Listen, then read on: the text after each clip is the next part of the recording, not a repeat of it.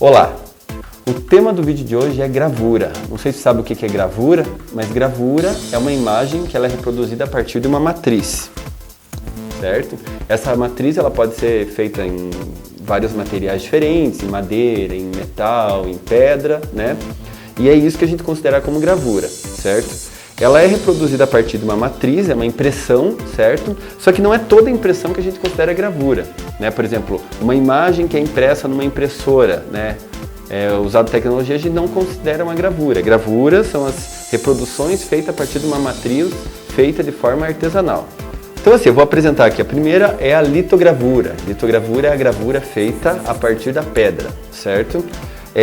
Esse tipo de gravura, a gente tem um artista muito famoso dentro da história da arte, que é o Toulouse-Lautrec. Toulouse-Lautrec é esse artista que vai aparecer aqui, esse da cartola. Estou fazendo uma homenagem a ele aqui com a minha cartola, certo? Ele era um artista que ele gostava muito de retratar nas imagens dele a vida boêmia de Paris do final do século XIX, certo? Aqui tem uma imagem dele.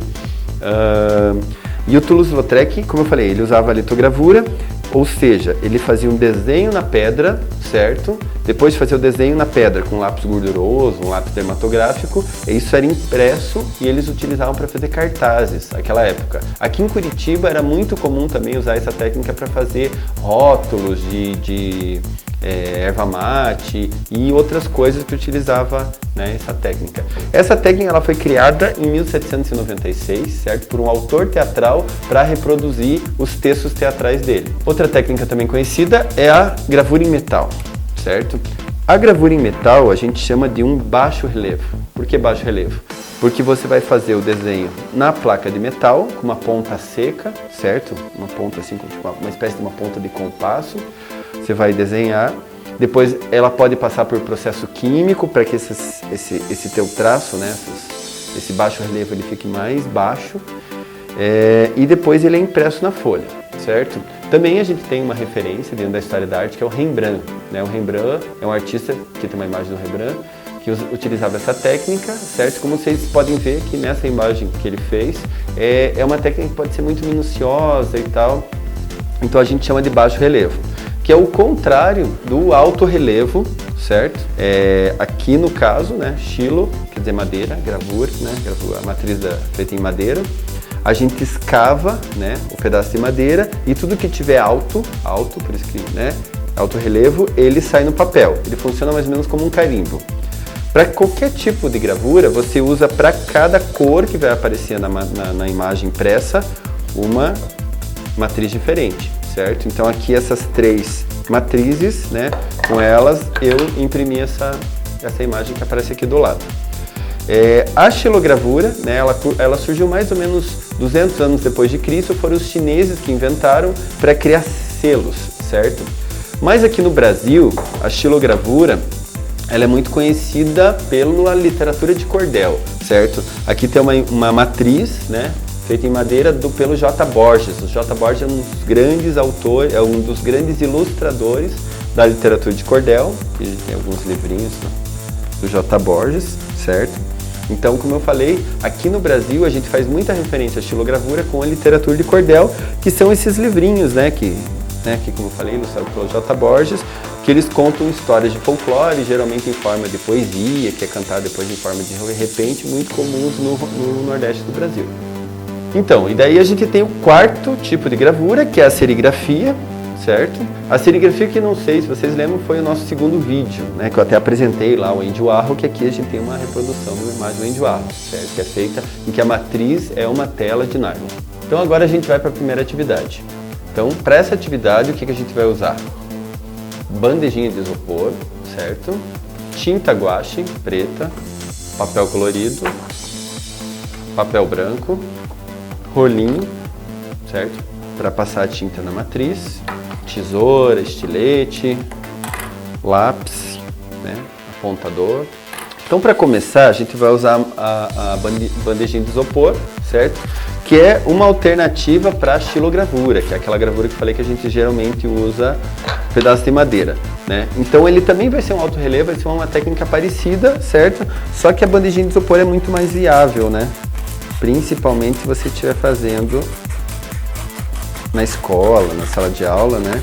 Então a gente vai pegar e vai recortar essas abas da bandejinha de isopor, certo? Porque a gente precisa ter a superfície lisa.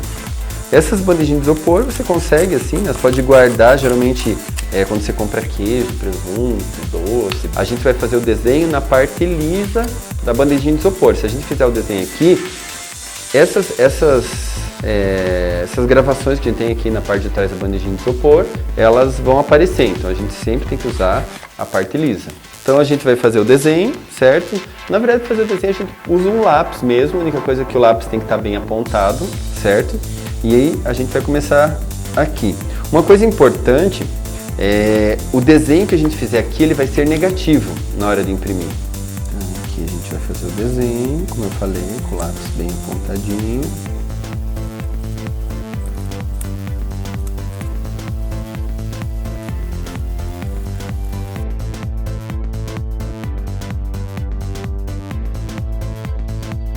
Então aqui está pronta a nossa matriz, certo? Como eu falei, lembrando sempre que ela vai ficar negativa, ela vai ficar invertida, né? Aqui no caso a gente não escreveu nada, mas se por acaso a gente tivesse escrito, né? Nós teríamos que escrever espelhado, porque daí apareceria certo na impressão. Então agora a gente vai fazer a impressão, né? Primeiro a gente pega a tinta guache, vamos despejá-la numa das tampinhas, né? A gente já usa a tampinha para duas cores, certo? Na verdade, você pode fazer com várias formas, com vários tipos de tinta, né? Eu acho bacana fazer com a tinta guache porque é mais viável, certo? Tinta guache a gente encontra em qualquer lugar. Então agora a gente coloca uma folha embaixo, certo? Para não sujar a mesa e passamos a tinta. Então, depois disso, a gente vai pegar a folha. É bacana que ela seja fina, que ela não seja muito grossa, certo? Porque a gente coloca aqui a bandejinha, viramos, certo? E aqui a gente passa a mão para que a impressão saia bem bacana, né? Normalmente a xilogravura, ela é feita com uma prensa, certo? Uma prensa que vai fazer com que a imagem seja bem estampada. É bacana a gente passar aqui bem a mão, ou também a gente poderia passar uma colher, certo? O verso de uma colher. Então, depois, como eu falei, que a gente passou bem o dedo aqui, a gente vai puxar o papel, certo? E aqui está a nossa gravura. Uma característica da xilogravura é esse aspecto meio rústico, né? Que é bem bacana e tal. Então vamos lá. Então vamos fazer nosso livrinho de cordel, certo? A gente passa a cola. Então, vamos lá. Vamos aqui escrever o nome do nosso livrinho. Vamos pegar outra folha, dobrar, certo? Então aqui está pronto nosso livrinho de cordel, certo? É uma atividade muito tranquila, muito fácil de fazer em sala de aula. Aqui tem alguns exemplos de alguns que eu fiz com os meus alunos, né? Ó, eu geralmente gosto de trabalhar com essa temática do folclore, das lendas, né? Então agora eu vou ensinar uma outra técnica que reproduz a gravura em metal, que seria um baixo relevo. Para fazer essa outra, a gente vai usar uma embalagem de leite, certo? Uma caixinha de leite. Então nós vamos achatar ela. Então vamos abrir a caixinha de leite. Então agora que estamos com a caixinha de leite aberta, certo? A gente vai pegar esse pedaço da caixinha de leite que não tem nenhuma dobra, senão essas dobras elas vão aparecer todas na impressão. Então aqui como vocês perceberam, eu estou desenhando com uma agulha, né? Que poderia ser assim uma ponta de compasso, um estilete, né? Pra gente fazer isso aqui. Por favor, crianças, sempre na companhia de um adulto. Então uma coisa bacana assim, né? Em relação à gravura feita com essa técnica, é que como a gente faz assim, é uma técnica que permite que a gente faça detalhes assim, né? A gravura em metal, ela tem essa característica. E aqui está pronto, certo? A gente vai fazer mais ou menos como a gente fez a outra, né? Vamos colocar aqui, passar a tinta. Só que aqui é diferente, né?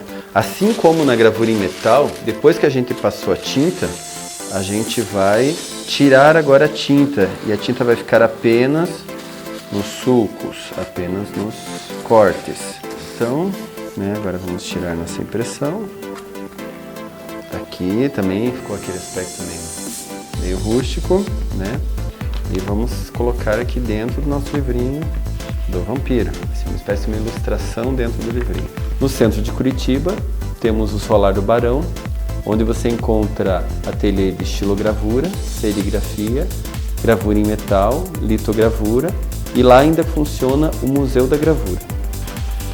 Então é isso. Então aqui está pronto o nosso livrinho de cordel, né? Aqui dentro a nossa imagem feita em baixo relevo, né? Com a embalagem do leite. E essa é a nossa atividade de hoje com o tema gravura. Então até a próxima.